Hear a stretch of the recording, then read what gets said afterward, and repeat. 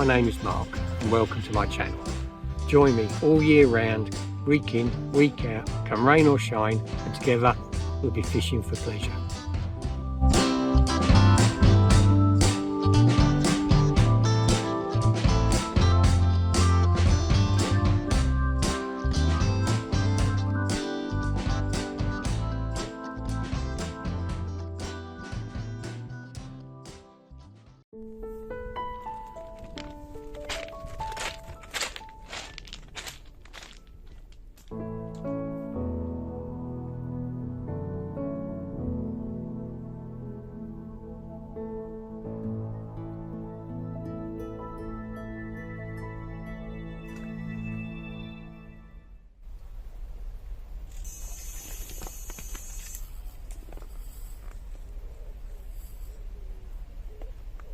Oh, I haven't even had time to set up the cameras properly yet, and we're away. A little bit of baiting up, and straight away, £18 common.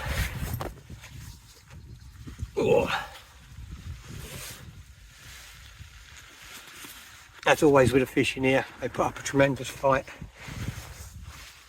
Look at her, £18 a mussel, and she really has got some muscle there. Safely returned, and as I was talking to you there, I realised, see, that fish and that bite was so quick, I hadn't zeroed my scales. So even though it registered £18 exactly, I know for a fact that my sling, absolutely drenched, sopping wet, weighed £3. So £3 off that, it's £15 exactly. Great start, £15 common, and it put up a terrific fight. Well, it was a bit bigger than that when when it started pulling back, but I'm pleased with that. £15, we're off the mark. I ain't even cast out the float rod and anchor yet. Plumbed the depth, I've got everything set up for the float rod. I was just about to put a bit of corn on the hook, set up my cameras, and wallop, the carp rod broad off. So we're up and running. What a quick silver start. I hope the rest of the session's like this. Well, I haven't started fishing yet, and this is just a discarded tackle in the swim. Look at it. Salted line, rig tubing, method feeders, all left in the swim. Over time, obviously, it's just everywhere. That's the only snag. I love this place, but a lot of day ticket anglers are really scum buckets, and that was all tucked away. Most of that was tucked away in the undergrowth, so it's done on purpose. Any birds in there, they've had it.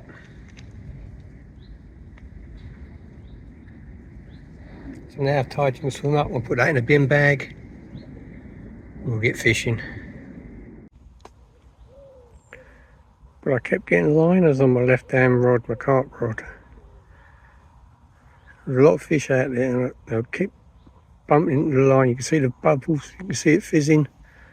They're out there feeding, but they were bumping into my line. Well, if I have a slack line, I run the risk of not getting indication quick enough for the snags. Tight line, too many liners, and they weren't afraid. It could have even been bites, but I don't think so. I think they were liners, but obviously the line going through the swim spooking them, so decided to totally different approach and on float fishing.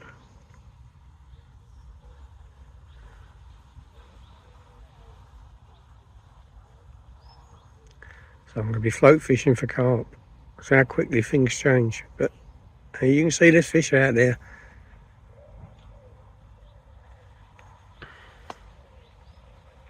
Still fishing with the Pacific tuna, CC Moore boilie.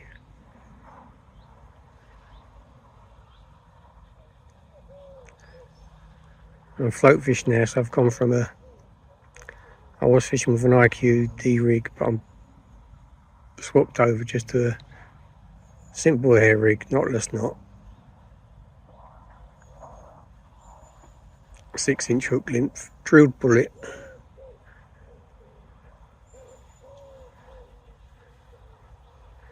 That way there should be no line in the water for the fish to bump up against.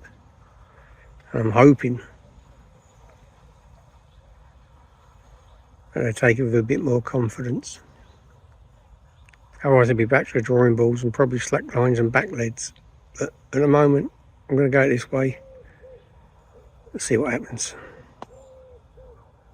Float disappeared before I got any indication on the alarm. Whew.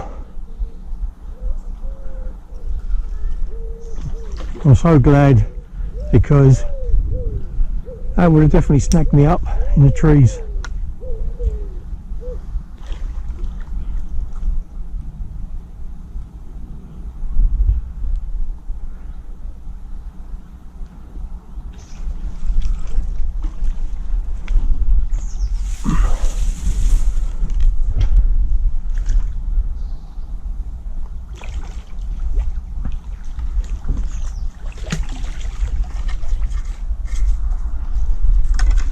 So here we go, another one. 14.4, another common, really hard fighting. Really hard fighting fish in here.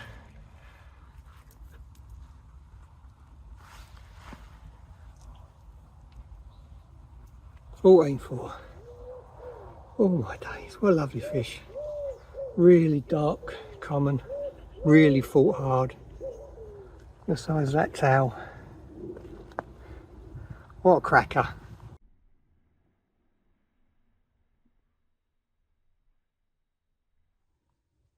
Let's get it back. Oh.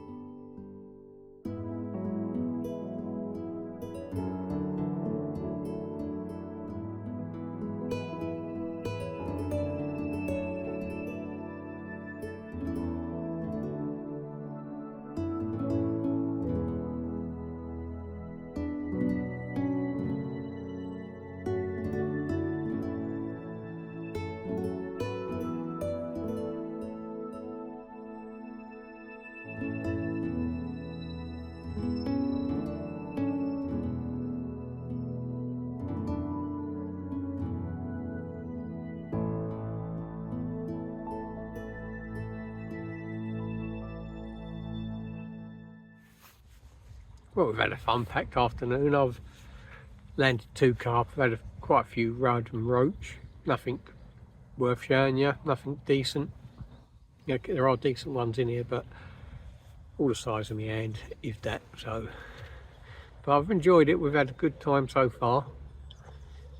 I love it when you're on the bank and you make a change, you adapt, and it pays off straight away. It's a real good feeling, isn't it? Yeah. So I was getting liners all the time.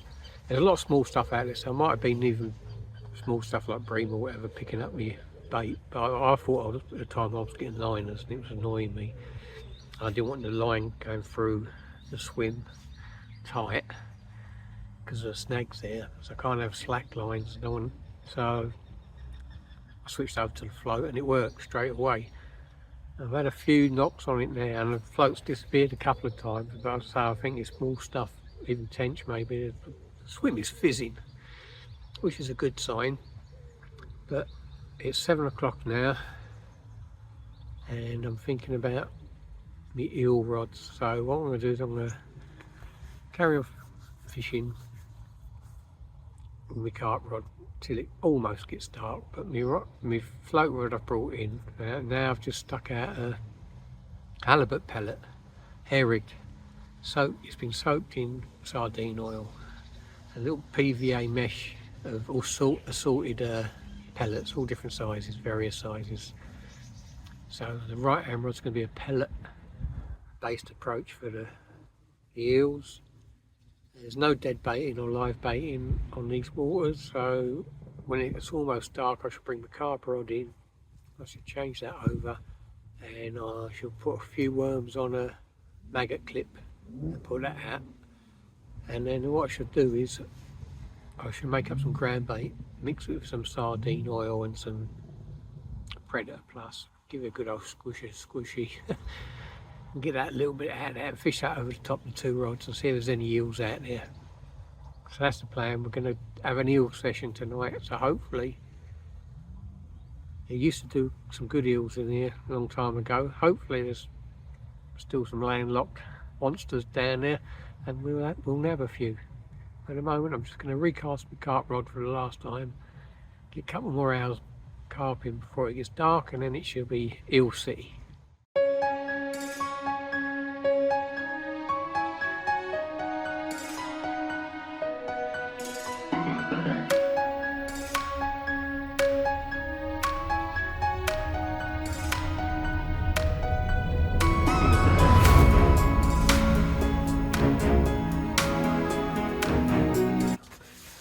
Well, we've managed one by design. At last the eel season's off to the start. We got a lovely specimen taken on double worm on a Maggie click, and luckily enough lip hooked. So just letting it rest on its back. If you put them on their back, stroke them gently, they'll go nice and placid.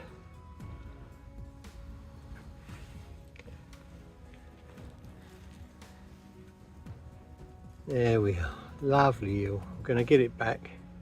Beautiful creature. They're endangered, so treat them with respect and then get them back. Well, good morning. How did the night go, we ask ourselves. Obviously I only showed you one eel, that's what I only had one eel. First run, I was dead chuffed.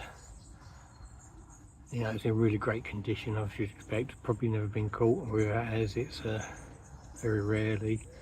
And I thought, oh, I'm in for a night now. Bream. All night. Bream around the 4 or 5 pound mark all night. Both rods. Couldn't do anything about it. Obviously there's eels in here. There's no dead baiting or live baiting rule.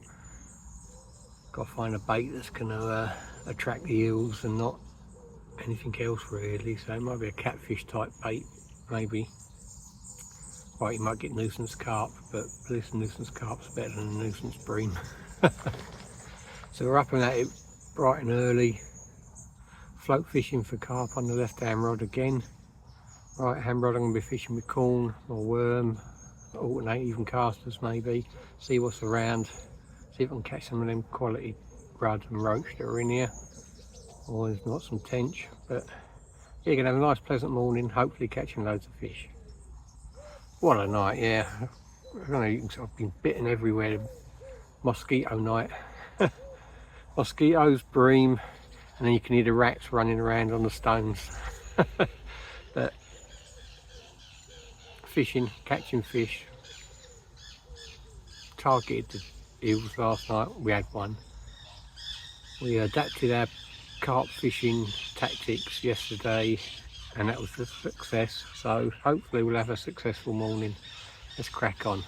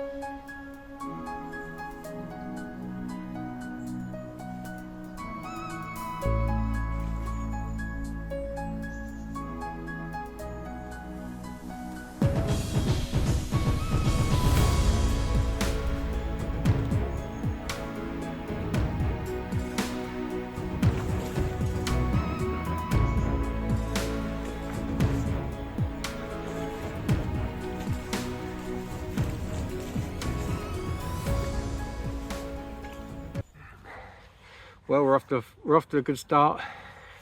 Frisky mirror in the bag. Ain't we all frisky in the morning? You can hear her. About the same size as the last two. So I'm not even going to bother weighing her. She's very lively. And again, Pacific tuna, fished on an IQD rig, but float fish to avoid those snags, to get a different angle in the water for the line, and it's working. So come on.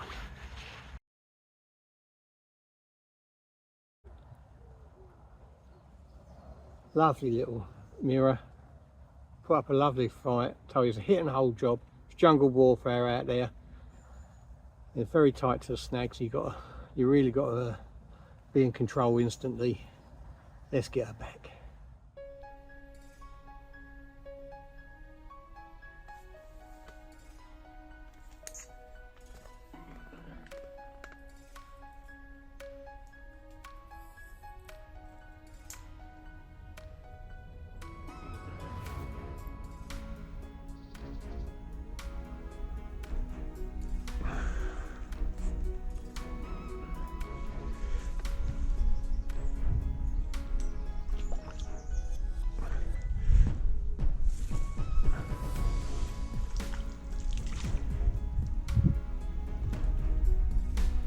Well, I've had my pocket picked a couple of times.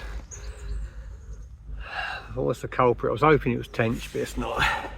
Same culprit as last night. Same size as all the ones I had last night. Little bream, £3 maybe. Whoop. Very old. Plenty of nodule.